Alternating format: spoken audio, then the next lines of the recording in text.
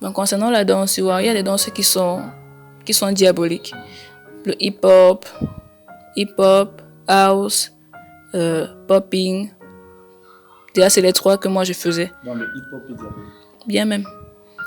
Très diabolique. Parce que, j'ai dit ça pourquoi? Parce que en hip-hop, tu vois, je dansais comme une professionnelle. Je dansais comme une professionnelle. Ouais. Et pourtant, je ne comprenais pas comment cela était possible. Je me demandais, mais comment est-ce que j'arrive à faire tout ça? Il me suffisait juste de penser à un pas de danse et directement je le reproduisais. Donc je me demandais comment cela est possible, d'autant plus que je ne connaissais pas toutes les bases. Mais bizarrement, j'avais toutes les bases en mémoire. Qu'est-ce que c'est censé représenter ces pas? Moi, je dirais des symboles diaboliques. Je dirais. Parce que, tu vois, il y a des danses, je ne sais pas si je peux reproduire, il y a des pas comme... il y a des pas où, quand tu te tiens, tu vois, quand tu prends seulement appui sur tes orteils, apparemment, ça représente le sabot du Minotaure. Ouais. Et, bref, il y a un tas, ouais, il y a un tas de choses, en fait. Ouais, il y a les talons à la maison. En même temps, non, mais en même temps, ça ne veut pas dire qu'il faut...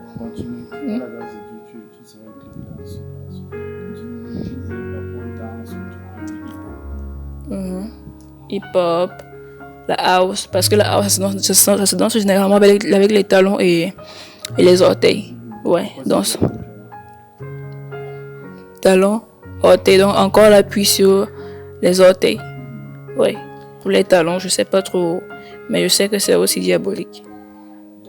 Déjà, si des gens font des pratiques pareilles, tu vois, et donnent des talents aussi extraordinaires par les sectes, moi, je me dis forcément c'est diabolique. Parce que même Henri, c'est un très grand danseur. Thomas aussi. Bah, je dirais, non. Le diable. Mais il y a des gens qui dansent quand même pour célébrer Dieu. Bon, tu as parlé quoi du troisième? Le popping. Contraction des muscles uniquement. Donc, c'est une qui se fait seulement en contractant les muscles, changeant de direction, mais seulement en gardant le style de contraction. Tu dois seulement contracter quand tu danses ça. L'autre, je ne sais pas trop quoi expliquer dessus. Parce que j'apprenais encore. Même avec toutes les capacités que j'avais, je n'arrivais pas bien à popper. C'est tout ce que moi je faisais. Hip-hop, house, popping. Le toit, ouais, mais je ne twerkais pas. C'est ça que je demande si c'est diabolique. Ouais, si c'est diabolique. Ça n'honore pas Dieu du tout. Parce que le toit, c'est seulement avec les fesses. Tu vas honorer Dieu en bougeant ton popotin, ça va pas, ça n'honore pas Dieu. Donc j'ai pas besoin d'avoir eu à faire ça, tu vois. Déjà quand tu regardes. Qu'est-ce que tu pourrais dire à ceux-là qui s'intéressent beaucoup à la danse, qui sont passionnés par la danse, qui veulent être des danseurs, je sais pas, par rapport à ces choses-là, est-ce que maintenant tu pensais désormais que peut-être tu es quitté l'islam, que tu as ouvert les yeux à ça?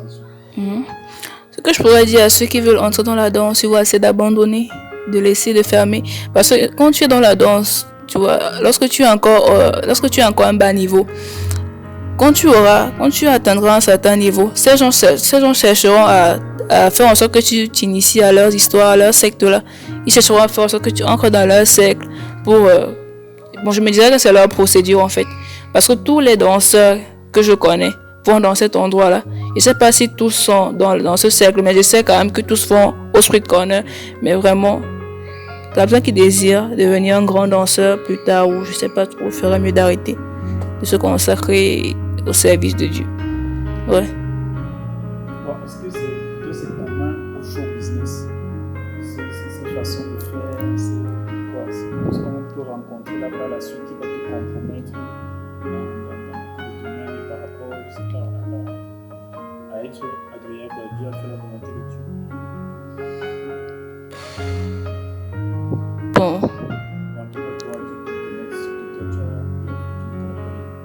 Bon, je connais pas les autres côtés.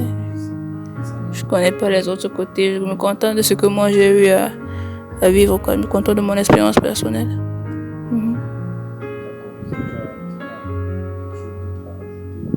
Par rapport à ce que d'autres peuvent juste croiser sur YouTube, comme vidéo, comme ceci, comme cela, un peu comme ce que toi tu faisais, à un moment donné, tu as voulu mettre une vidéo sur YouTube, tout ça. Qu'est-ce que ça peut pousser quelqu'un à faire, ainsi de suite, bref. Ou alors des dangers par rapport à rencontrer de nouvelles personnes, et c'est pas ce genre de choses. Aller dans certains lieux, tout ça, penser un peu à les jeunes, tu vois. En tout cas, concernant déjà les milieux bizarres, ce que je pourrais dire par rapport à ça, c'est qu'avant de, je sais pas, déjà, il faut sélectionner les gens avec qui marcher. C'est vrai, c'est pas tout le monde qui a la capacité de connaître c'est pas tout le monde, bref, on ne sait pas comment faire pour sonder les cœurs, quoi. C'est pas tout le monde qui peut sonder les cœurs des gens ou bien connaître ce à quoi la personne pense et savoir avec qui marcher.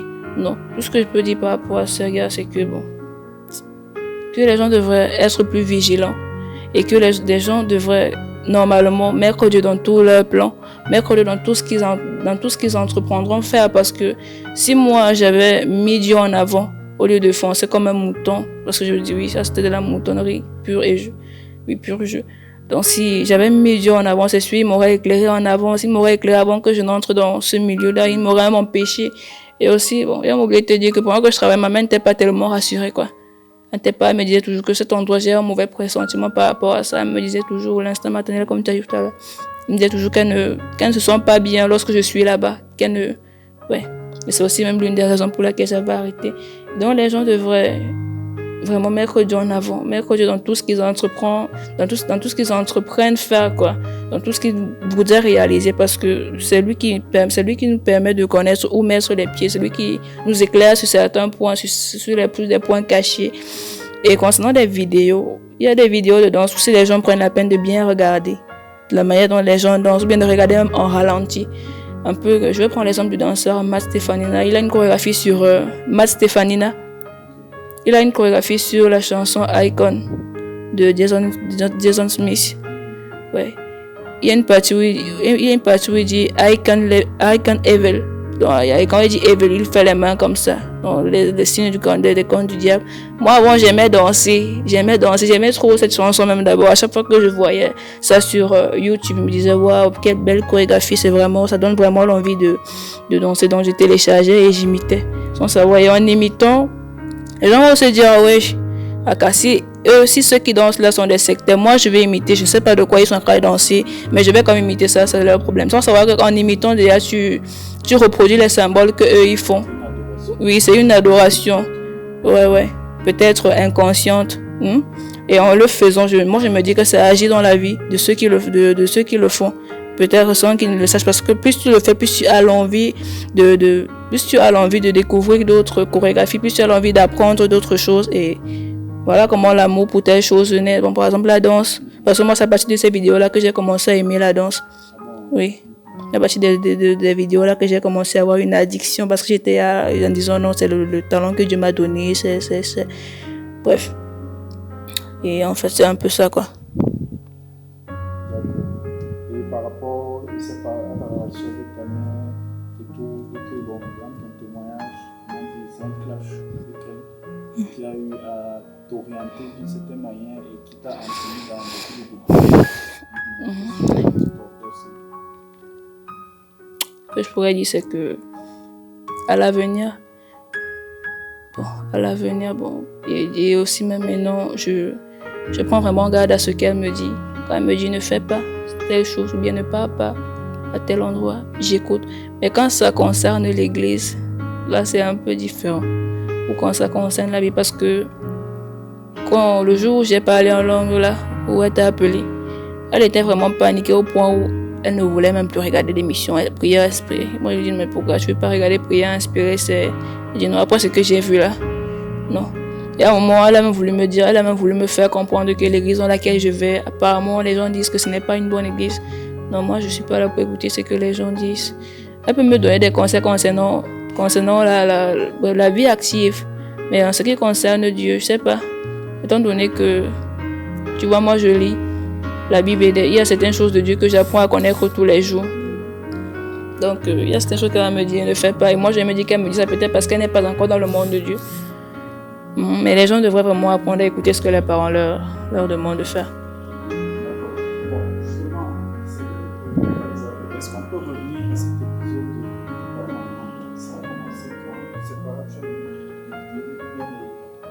soeur, quand c'est pas ouais, ça a commencé comment? S'il te plaît, on pourrait couper, j'avais dû uriner.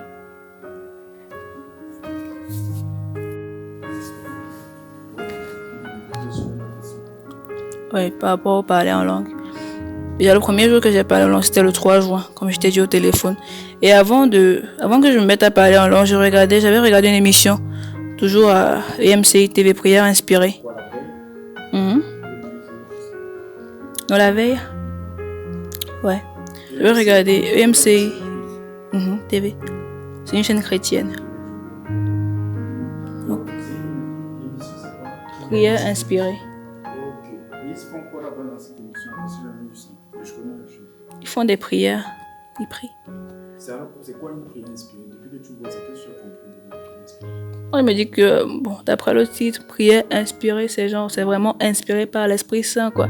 Parce qu'à chaque fois qu'ils s'apprêtent à prier, ils invoquent toujours la présence du Saint-Esprit. Et quand ils prient, ils ont des Bibles à côté et bref, ils font des prières et aussi des enseignements. Peut-être des petits enseignements là et ouais, ils se servent de la Bible pour travailler. Les enseignements, ça tourne autour. Tu peux prendre un verset biblique, un verset même dans n'importe quel livre et l'expliquer en détail. Mhm. Et donc j'avais vu l'émission Prière Inspirée. Le titre était Fais taire ta tête et prie en langue. Et le coordonnateur de l'émission, c'est le pasteur Jérémy Soudril et c'est lui qui priait. Et pendant qu'il priait, il priait en langue et il disait fais taire ta tête, véritablement mon frère, ma soeur, fais taire ta tête et prie en langue. Demande au Saint-Esprit de t'embraser, demande au Saint-Esprit de te saisir. Fais taire ta tête, n'essaie pas de penser par toi-même par rapport à ce que tu diras. Fais carrément taire ta tête et laisse le Saint-Esprit te saisir, laisse le Saint-Esprit te guider dans ta prière. Bref, moi je me disais ça c'est pour les gens qui ont déjà un très grand niveau de spiritualité. Ça c'est pas pour les bébés spirituels comme nous. Et bref, je crois que c'est le même jour en fait que j'ai parlé en langue dans la nuit quand j'étais allée me coucher. Et donc avant de me coucher, j'ai fait une longue prière. Et dans la prière, j'avais demandé à Dieu de me faire parler en langue aussi. J'ai dit Seigneur, s'il te plaît, je voudrais aussi parler en langue. Je voudrais aussi voir ce que ça fait de parler en langue. S'il te plaît, fais-moi parler en langue. Quand je me suis couchée, j'ai ressenti une vague de chaleur, quoi. Donc j'ai eu tellement chaud et c'est venu comme très. En fait, ma température a augmenté et je me suis mise à parler. Mes lèvres ne pouvaient plus s'arrêter. Je disais des choses que je ne comprenais même pas moi. J'ai donc supposé que le Seigneur m'a répondu. Ouais, il m'a accordé ce que je lui ai demandé, il m'a fait parler en langue. Et voilà, j'ai parlé en langue le premier jour, là, c'était le 3 juin, j'ai écrit dans mon cahier. Mais j'avais dit ça à personne. C'est, je crois, 2 jours après que j'avais fait part de ça à ma mère. Et un jour encore, je regardais Prière Inspirée, tu vois. Et le titre, c'était toujours Fais taire ta tête, parce que le titre, là, devait durer... ce thème de prière, là, devait durer 1 semaine dans la chaîne, dans l'émission. Et donc j'ai mis encore 2 jours plus tard, j'ai mis EMCI TV Prière Inspirée passait. Et donc le pasteur Jérémy Soudril était en train de prier. Il priait en langue. Quand il s'est mis à prier en langue, j'ai regardé, j'ai dit Seigneur, s'il te plaît, je voudrais l'accompagner dans sa prière en langue, même si je ne suis pas à côté de lui, même si je suis très loin. Et donc j'ai commencé à prier en langue. Prier en langue, j'ai tellement prié en langue. Et pendant que je priais en langue, j'entends une voix qui me dit lève-toi. Bon, pas une voix, tu vois. C'était genre, j'ai eu envie de me lever, je me suis levée. Je suis allée dans la cuisine. J'ouvre la porte de la cuisine, je constate qu'il n'y a rien. Je me dis, mais qu'est-ce que je suis en train de faire? Qu'est-ce que je viens même chercher? Puis je pars d'ailleurs, je me dis, je vais un peu essayer de voir ce que Blanche est en train de faire. Et quand je sors à l'extérieur, je constate que Blanche est dans une très mauvaise posture. Donc, l'Esprit Saint a voulu que je voie quelque chose que Blanche était en train de faire.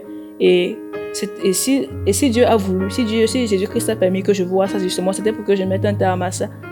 Et justement, j'ai mis un terme à ça. C'était Elle était dans une mauvaise posture, elle était dans une très mauvaise posture avec le voisin. Je suis allée le voir, je lui ai dit, bon, parce que c'est un petit que moi j'ai pris comme mon petit frère. Et donc moi il vient à la maison là, on prépare à manger, on s'assoit comme la famille, on mange. c'est à l'occasion du travail que Je parlais en langue quand j'ai ouvert la porte et moi je me disais que j'allais être en train de faire autre chose, mais elle se trouvée dans une... Elle était sur le point de s'embrasser avec ce voisin-là.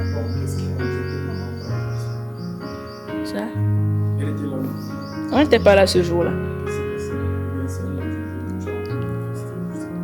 Le jour même où elle t'appelle, c'était avant-hier, non? Non, le jour où elle t'appelle, oui.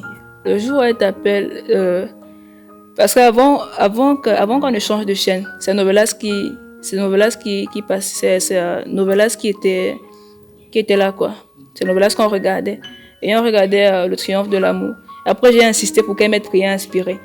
J'ai insisté, j'ai dit, s'il te plaît, mais aussi prière, mais aussi quelque chose que j'ai envie de voir, parce que quand vous êtes là, vous saturez la télé, moi je peux pas regarder ce que je veux voir, je peux pas regarder mes chaînes chrétiennes parce que vous êtes là. Et donc elle a mis EMCI TV, et c'était toujours le pasteur Jérémy Soudril qui priait. Et le thème c'était, le thème de la prière c'était quoi déjà? Bref. Oui, le thème c'était laisse le Saint-Esprit prendre entièrement possession de ton corps, fais taire la chair en toi et laisse l'Esprit Saint te guider. Pendant qu'il priait, il disait, Esprit Saint, saisis-moi, fais taire en moi toute chair, je ne veux plus marcher selon la chair, je veux rien que marcher selon l'Esprit, je veux seulement marcher comme tu me demanderas de marcher, je veux t'appartenir, je veux être ta créature, je ne veux plus être celui-là qui contrôle ma vie, non.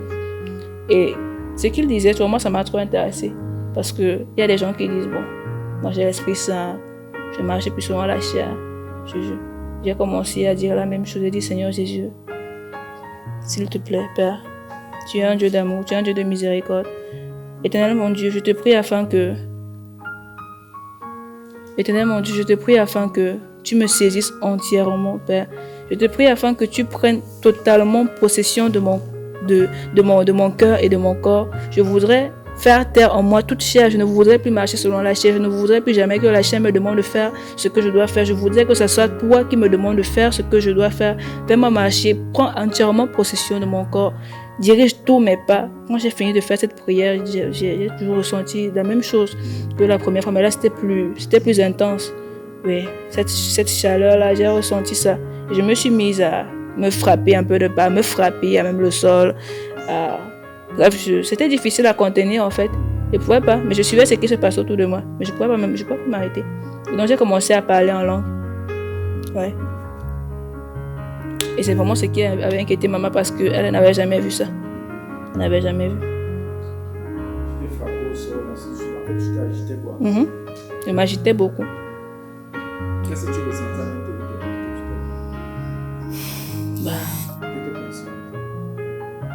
Pas vraiment.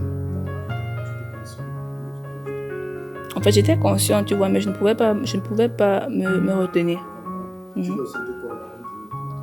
J'avais l'impression de bouillonner. Ouais. La chose est venue comment? Tu as dit la chaleur, ça a commencé où? En fait, ça m'a saisi d'un coup.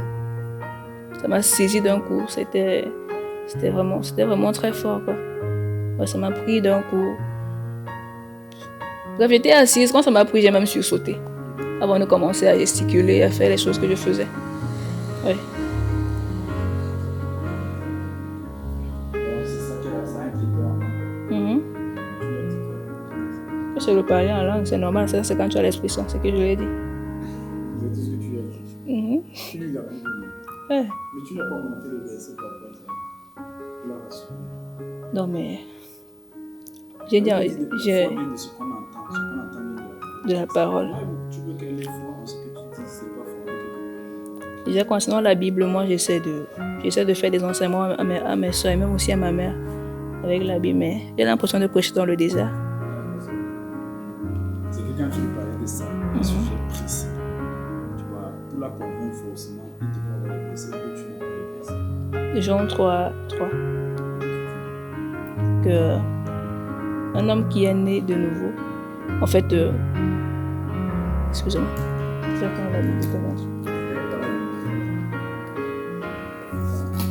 Oui. Ah ouais.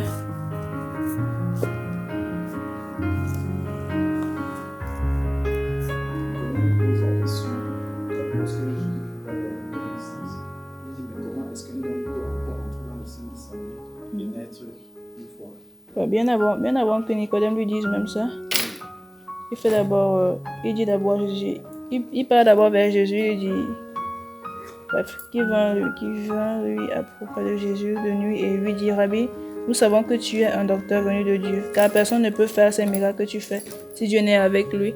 Et Jésus réplique en lui disant, en vérité, je te le dis, si un homme ne naît de nouveau, il ne peut voir le royaume de Dieu. Et ce qui est né de la chair est chair et ce qui est né de l'esprit est esprit. Ne t'étonne pas que je t'ai dit, il faut que vous naissiez de nouveau. Le vent souffle où il veut et tu en entends le bruit, mais tu ne sais d'où il vient, ni où il va.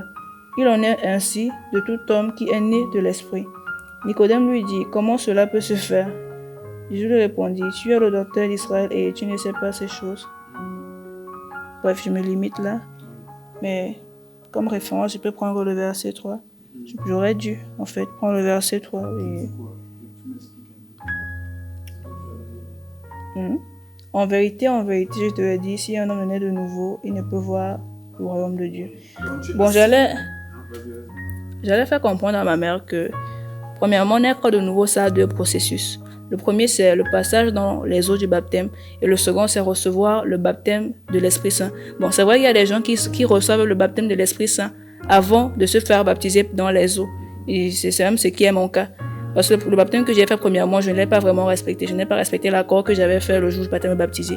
Parce que tu nous avais bien dit que lorsque vous décidez de prendre cet engagement, c'est abandonner les péchés que vous faisiez, donc abandonner votre vie passée pour avoir une nouvelle vie, une vie en Christ, une vie dans le Seigneur. Et ça, je n'avais pas respecté. Et ce qui est arrivé était arrivé. Donc c'est un peu comme ça que j'allais l'expliquer et j'allais lui faire comprendre que naître de l'esprit signifie recevoir Jésus-Christ en soi. Donc recevoir son Esprit Saint, bref, recevoir l'Esprit Saint quoi, l'Esprit en nous. Et une fois que tu as l'Esprit et que tu l'entretiens, on entretient l'Esprit en respectant la parole. Tu es en train d'aller le mettre dans Après le baptême, là, tu as eu un autre baptême? Non. Okay. Je voudrais me faire baptiser. Mais dans l'église où je suis. Okay. C'est un processus. Ouais. Tu sais que c'est inutile. Chacun se baptême. D'ailleurs, c'est pour le pardon de tes péchés. Or, il s'agit des péchés passés, présents, futurs. Est-ce que vous comprenez? Donc, il faut seulement qu'on essaie de travailler là-dessus. Tu vois, d'autres trucs par rapport à ça. Bon, pourquoi ce passage-là n'était pas venu alors? Non, mais je dis qu'elle n'allait peut-être pas comprendre. Bon, dans ce que tu as en train de dire, n'est-ce pas? Oui. On voit que tu assimiles la nouvelle naissance, bien la naissance d'esprit au Fala. Il y a un lien. C'est ça. Bon, moi, je trouve qu'il y a un lien parce que celui qui n'a pas l'Esprit Saint en lui ne peut pas parler en langue. Celui qui n'a pas l'Esprit Saint en lui ne peut pas parler en langue. Il dit vraiment parler en langue que c'est Dieu qui t'inspire. Parce que justement, il y a des faux parler en langue, non? Ok, qu'est-ce que le parler en langue? Si quelqu'un te pose ces questions, si maman te pose ces questions, tu lui dis. Le parler en langue, c'est prier, en fait. C'est faire une prière que, même toi, c'est faire une prière. Bon, il y a des gens qui sont capables, qui sont en mesure d'interpréter ce qu'ils disent en langue. Ça, c'est quelque chose que je suis en train de vouloir travailler, commencer à interpréter mon parler en langue.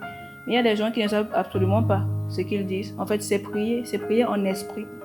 Tu vois, prier en esprit. Et ça, c'est Dieu seul qui comprend ce que tu dis. Tu peux prier en esprit, mais ton intelligence, lui, n'est pas nourrie. Et parce que tu vas prier en esprit, mais tu ne sauras pas toi-même ce que tu es en train de dire. En fait, c'est prier en esprit. Ça, tu sais ça comment? C'est dans les Écritures et aussi à travers IMCI que je l'ai appris. Donc, c'est là-bas qu'ils enseignent par rapport à ça. D'accord. Donc, justement, tu as parlé des Écritures. Donc, je ne sais pas si on aura forcément le temps.